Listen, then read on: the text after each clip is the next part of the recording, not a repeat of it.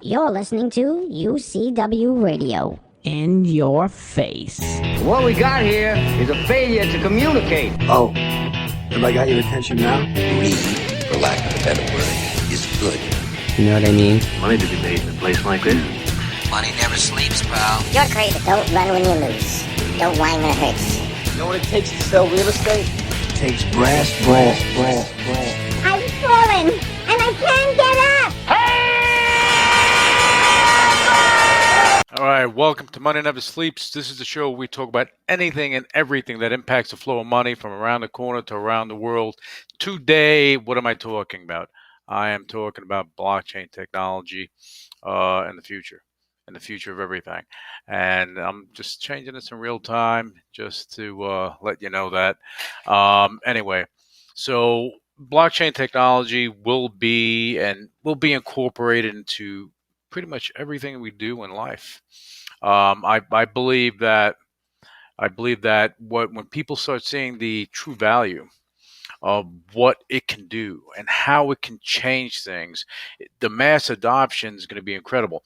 Blockchain itself is not a new technology. It's been around for a while. It's an accounting system. It's basically keeping, it's immutable. It's irrefutable. You can't go alter it. You can't change it. And that's what makes it the most honest system that you have out there. Okay. And the bottom line is, when something's on the blockchain, whether it be from the healthcare and medical arena, from the financial arena, banking, what else? Manufacturing, logistics, government, the military. If things are registered on a blockchain, and just for clarity's sakes, okay, with the blockchain. Okay, people have this misconception that blockchain is crypto, and it's not. And I just want to change this background as I'm live with you guys, just because I can do that. But anyway, blockchain itself is its own thing. It's not. It doesn't have to be decentralized. People have this obsession with decentralization. You could have a centralized blockchain that's immutable, that you can't go change things. And this is what protects, okay? Blockchain could be incorporated into a number of things. We incorporated in the things we do. We have enhanced security, proprietary stuff that, you can't find elsewhere. And if you think that other organizations aren't using it, you're out of your mind. They are. And the companies that are involved in this arena, these are the companies that are bringing forth, a technology that's going to be there for the future in all industries, not some industries, all industries. So as I hear a lot on all the financial networks and news, the papers and here and there, that technology is overblown, this and that. The bottom line is, guess what? Okay, and I said it about Palantir. I said it about that already. People don't understand the company. Understand it. Understand that they're protecting. And that protection, all these companies that provide end-to-end encryption, that provide security, that are incorporated in real blockchain, not blockchain for a coin or anything like that, real blockchain doing real things, solving real-world problems. These are the companies that you will adhere to. You will adhere to because they're going to be, you won't even know it. You'll be on a teleconference call with your doctor, and you won't even know that blockchain's involved there. From documents, okay. We have Documega.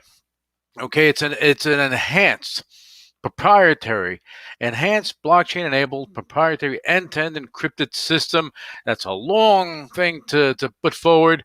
The bottom line, let me squish it into one word: secure. Another word: private. Okay, so if your documents are secured and you have privacy, guess what? You're in a good space. You you add traceability, you add immutability, you add a few things in there, and you have a winning recipe. And blockchain's a beautiful thing. I just don't. It bugs me a little bit when people they think blockchain, they think crypto. It's not the same thing. Crypto is built on blockchain. Blockchain is the next iteration of the internet. You just don't know it yet, but you're going to come to know it. And for those naysayers that go and they look at blockchain technology companies that are doing something, and they're invoking change. They're disruptive and they're building things, and you look at them and you say, hey, you know what? They're overblown. They're over this. This is just we're just scraping. We're scraping the surface here with what can happen.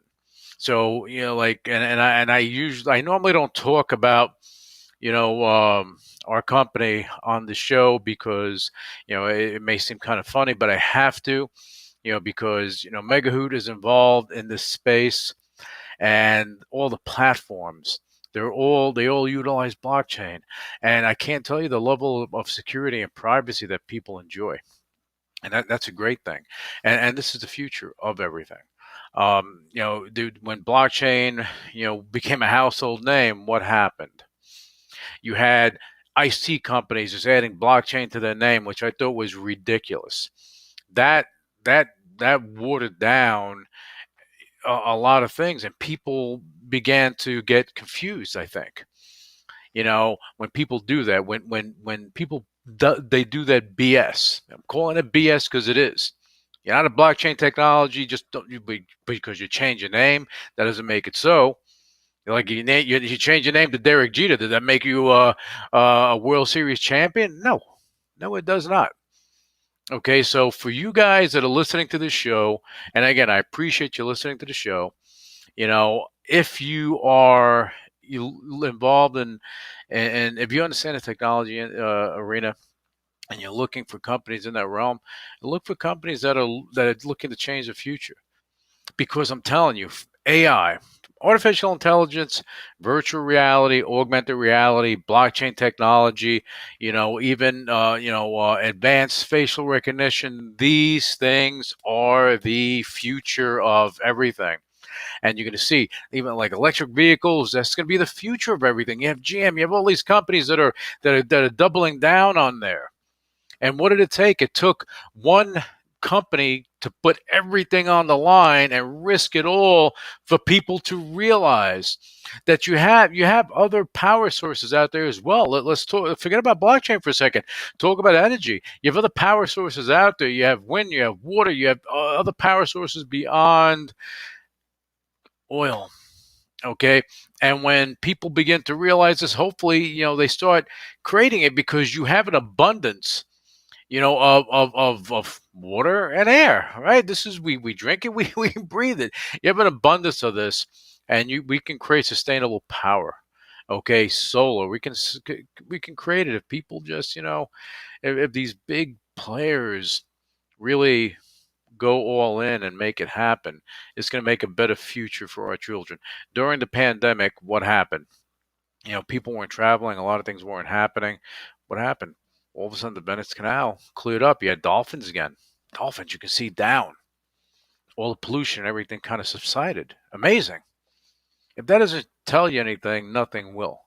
Okay, so and again, this is my rant for today. Usually, I'll talk about Spacs, and you want to talk about Spacs. People are going, and yet you have commentators out there that are saying that Spacs are overdone, this and that. Understand something. SPACs, they're just making it's allowing a company to have a beeline to going public. Okay, it brings value, it brings money to the table, and it makes it easier for them to do without all the expenses. I said it on another show. I'm saying it again. Even though these things are priced at $10, okay, when as investors jumping into a SPAC not knowing what's going to happen, I don't think is the wisest thing, but you're trying to get a jump on what they may do. So when you have commentators out there saying things, saying, "Oh, well, it's overdone," and this SPAC came down. The SPAC's supposed to be at $10.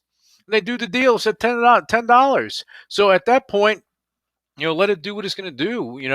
It gives you a fantastic entry point as opposed to an IPO. You're spending $10-15 on something as opposed to paying, 50, 100, whatever amount of money it's going to be. Bottom line is, a lot of value is there. You're going to have more and more SPACs. They have 24 months to get to pick an acquisition and make it all happen. Okay, and it goes smoother than doing a traditional IPO. You have no roadshow. You don't have all this stuff going on. They bring in the players. They make it happen. You have BlackRock, Cantor Fitzgerald, you have Goldman, you have all the players, JP Morgan. They're all involved in this. You have big CEOs that are involved in this. Okay, people that have pushed things, they're involved in this, and they're making a lot of money doing it. But you have these companies that would have had a rough road going public, now public. Okay, so it's not a bad thing.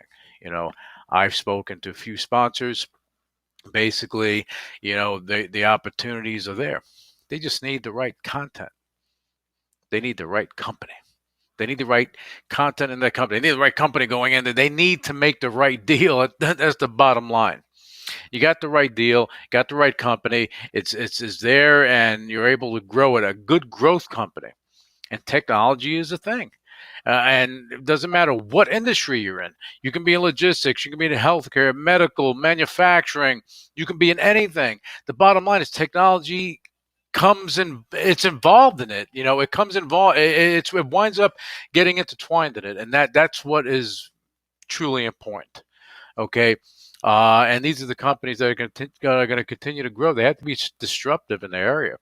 A few companies came out and they all of a sudden they have access to $1 billion, $500 million, $1 billion, $5 billion, whatever it is. They have access to capital. You have access to capital, and you have a visionary at the helm. Watch out. It's going to get crazy. It's going to be good for investors. It's going to be good for the future. Things are going to move rapidly. And I'm telling you, this is a year you're going to have Spacs a million coming out. They're going to be on tap. It's going to continue to happen. There's not going to be any stop to it, and you just have to have the right people involved in the deal. If they get the right people involved in the deal, then it's going to be it can be a beautiful thing, all around, and you can have some really great companies going public where investors you wind up having access to them before they go much higher, which that would be the path, and we hope that a lot more of these companies that roll into SPACs have that growth potential, and it's there. Just these SPAC sponsors, they have to find the right deal. Okay, and you have companies out there, they're listening. You have private companies that they're listening. I'll take a phone call. I have no problem. You're listening because you don't know what's going to happen. These SPACs, they have 24 months to make a deal happen. 24 months. No deal, money goes back. So now as investors, you're buying it in the open market. Where does that leave you? I don't know. You have no deal. So I personally would just wait for the deal to fall into place, and then you get involved then. Anyway, okay, again, that's one thing. Energy, I spoke about that, spoke about blockchain technology, and really, again, this is my rant for today. I was just really hyped up about blockchain technology. I heard someone say something, and it just got me on a thing today just to talk about this on Money Never Sleeps. So I appreciate you tuning in. As you see, all these shows originate on Vero Hive. We're doing some great things here, and I do appreciate your support and listening to the show, watching the show, and doing whatever. Look forward to seeing you guys next week. Not seeing you, but seeing you kind of virtually, right? Okay, anyway, you guys enjoy your weekend. Be safe, and God bless. Initiating shutdown sequence. You're listening to UCW Radio. In your face. What is your major malfunction? So let it be written. So let it be done. Ladies and gentlemen, my mother thanks you, my father thanks you, my sister thanks you, and I thank you. All opinions expressed by Luis Velazquez on the Money Never Sleeps radio show and its website are solely his opinions and do not reflect the opinions of the UCW radio show or their parent company or affiliates, and may have been previously disseminated by him on television, radio, internet, or another medium. You should not treat any opinion expressed by him as a specific inducement to make a particular investment or follow a particular strategy, but only as an expression of his opinion.